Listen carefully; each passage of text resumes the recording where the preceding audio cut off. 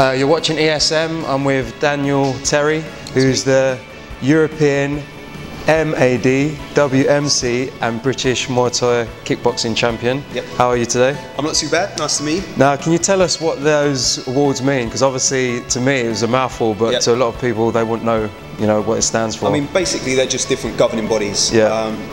There are loads of governing bodies throughout kickboxing and Thai boxing. WMC is a big, recognised one, so I'm proud to have it, Okay. So, when did you start kickboxing? I started probably about 6 years ago now. About 6 years ago. Done martial arts my whole life. Started off with karate, then I got into a bit of boxing, and then Thai boxing. So yeah. So what was it that got you started? Because we're in England, obviously, and there's a lot more other commercial sports, football, cricket, tennis. The ones that make you money. Yeah. Yeah. In hindsight, maybe I should have got involved in some of those. I mean, to be honest, always been active, always been into sport, but I like to fight. Yeah. I like the one-on-one aspect. Team sports. I like team sports. Don't get me wrong, but there's something. It's something raw about you and another guy just going at it. If you win, you win. If you lose, you lose. All the acclaim and accolades on you if you win, and there's a lot of ego there. You want to perform, you want to outperform this guy, and when you do, it's a good feeling. So you obviously have to have even to start the sport, just like boxing, for instance, you have to be fearless to even get into the ring with someone, knowing that in order to win, you have to hurt them, basically. You know what? I mean, to be honest, yes, and it helps if you have that from the start. Yeah. But that's not to say I've known plenty of people that have developed that, because for some people it's a natural thing. They want to get in there, and it's easy for someone to hurt someone else. Other people that doesn't come naturally, but some people it can be developed. Other people it can't be developed. Yeah. And if you are missing that, there's only so far you're going to go, because essentially, the guy's trying to hurt you, you're trying to hurt the guy. There's maximum respect there, but it's a war at the end of the day. Yeah. Your punching bag. And so then you'll take me through it step by step. Okay, so we've obviously got our typical equipment here for training. Yeah. I want you to show me like a Muay Thai combination kick, what you would do in a fight. So I've got my gloves. Yeah. Am I strapped them up right? Yeah. Ready to go. Nice and tight. So these are typical. Is this what you use in boxing as well? These would be, what size are these? These look a little bit bigger than you'd actually fight with. Yeah. But that's the kind of size that you would typically sort of spar and use in a class, I use 8-ounce gloves. It's sort of 8 and 10-ounce gloves that professionals fight with, so it's smaller than that. Okay. Just putting these on has made me feel like I'm rocky. I'm ready to go. So can you show me like a typical move that you would do, a combination that would really cause some damage? Okay, I mean, a lot of the times what you want to do is put your punches with your kicks, for a few reasons. One, it scores really well. Two, obviously, if you're punching up high, my concern naturally is going to be for my face, my brain, and all the rest of it. So I'm going to cover up, which opens up potentially the body, opens up the leg. Okay. So basically, all we're going to do is stand with your left in front, hands up, nice and high. Okay, so all we want to do, we're going to throw a jab, cross, hook. Okay, so jab. So you're going to go, and if you come across, so you're going to go jab, cross, hook, that's the one, and then afterwards you're going to throw a low kick, okay? So you're going to throw the right low kick, that's the one, so you're going for the thigh, okay? So that creates, what's that, the dead leg? See where you are now, stand there, like that, you've got zero balance, okay? Because you're basically on that same line, so you want to be more, that's right, so you've got, so now if I push you, there's much more of a base. Alright, so hands up, always protecting the face. So you're going to throw jab, cross, hook, low, that's the one, Alright, this is obviously done like as fast as possible. You're going to try and, and sort of damage your opponent. Alright, so hands high, you're going to throw jab, cross, hook, low, jab, cross, hook, low, that's jab, cross, hook, low, that's it, alright. Alright, so I want to see you do it now, but for obvious reasons I don't want to be the guy holding those punch bags, so I want to see you go full. This would be interesting.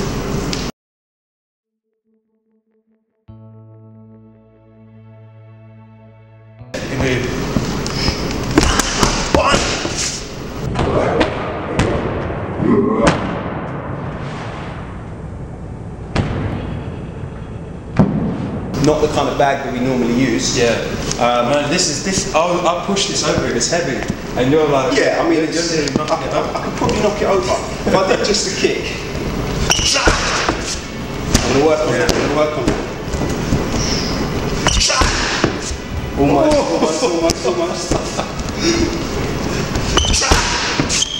I'm gonna work on that. Head kicks. I like head kicks. So.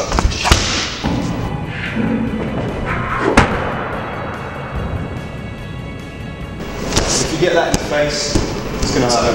You know, and that's the thing. I mean, sometimes you might set shots up, do something light, and flick it out. But in general, everything you throw in, it's got mean intentions, and you're looking to hurt someone. So what's your typical day routine for training? I mean, you guys, elite athletes, you know, supreme, and I'm sure it takes a lot of dedication. So can you let us an insight into not just the training aspect, but obviously I'm guessing nutrition is a massive thing for you guys as well? Yeah, nutrition. I mean, I cut a fair bit of weight as well. Yeah. So is it weighed categories or? Yeah. I fight a lightweight, which is about 61 kilos. Right. You know, my weakness sometimes is I like food. I like all different types of food. And, yeah, sometimes I kind of balloon up where I probably shouldn't do. It's not great to kind of balloon up and drop down. You know, you want to stay fairly close to the weight that you're going to be weighing in at. So when I'm being good, I'm eating clean. I try and eat sort of you know, stay away from processed food. So typically a day, like now for example, a typical day's food would be, I always have my oats in the morning, have it with semi-skimmed milk, later on it would be skimmed milk, and then it would be water. So I do it gradually, otherwise it's just too, I just can't do it, just can't do it. So have oats in the morning, I'll train in the morning. It might be my sprints and some plyometrics, or it just depends who's around to do what. It might be sparring, and then that's the other stuff later on. Lunchtime I would have, normally I might have something like sweet potato parsnip mash with I don't know, salmon or chicken, and then in the night time, in the evening, I try not to eat too late, but it would be fairly similar, but it would be probably just a leafy salad, and then protein, so lean chicken breast or some kind of fish, and in between I'd kind of snack on, I don't know, nuts, dried fruit. So I mean, you've obviously achieved a lot so far. I'm doing all right. What's your ultimate goal? And what would you like to achieve in the future? I mean, ultimately, I want to be a world champion. You know? I think there's no higher sort of accolade and achievement than that. I'd want to be a world champion in a reputable, legitimate organisation. Like I said, there are loads of organisations. Don't know how it works, but I could probably invent my own organisation to be a world champion if I wanted to. But you know, that's my ultimate goal. And just I want people to say that guy's good. You know, he's a good fighter, and anyone that is due to fight me, I want them to think, I've got to be on top of my game to beat this guy. I mean, it's that simple. I want to be recognised as a good fighter. Is it the process in terms of getting, you know, being world champion? Is it the same as boxing, for instance? You have to gradually work your way up the ladder in terms of the standard of opponents, and then you go for that main prize who's obviously got the belt? Definitely. I mean, nothing's going to get handed to you. No one wants to see mismatches, you know. No one wants to see some guy who's just turned pro or just done his first C class fight for a world title, you know. And it kind of it would sort of downgrade the whole meaning behind it. So I want to earn my stripes. I want to know that if that opportunity comes to me, that I've deserved it. You know. Unfortunately, at my weight, there are loads of really good guys, and we've pretty much got Thailand to deal with.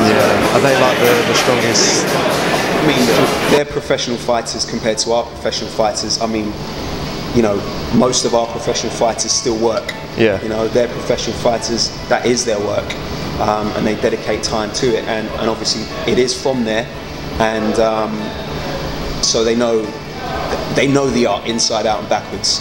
So we're competing for that. So you know, they know what they're doing. Good luck. You're definitely on the right track, and you've obviously got the right mental approach to it. So Cut.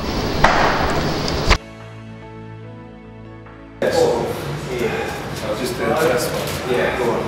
6, 7. Or would it be better to run into it? 1, 2, 3, 4, 5, 6, 7. 1.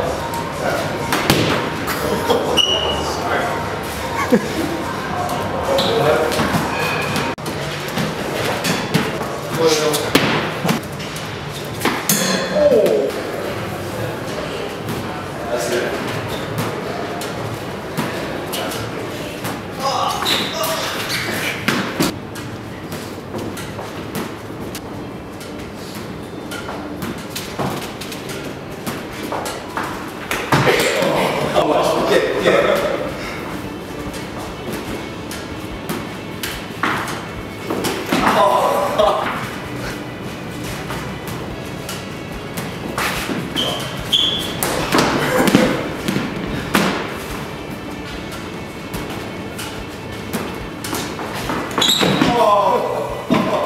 That was it. Oh.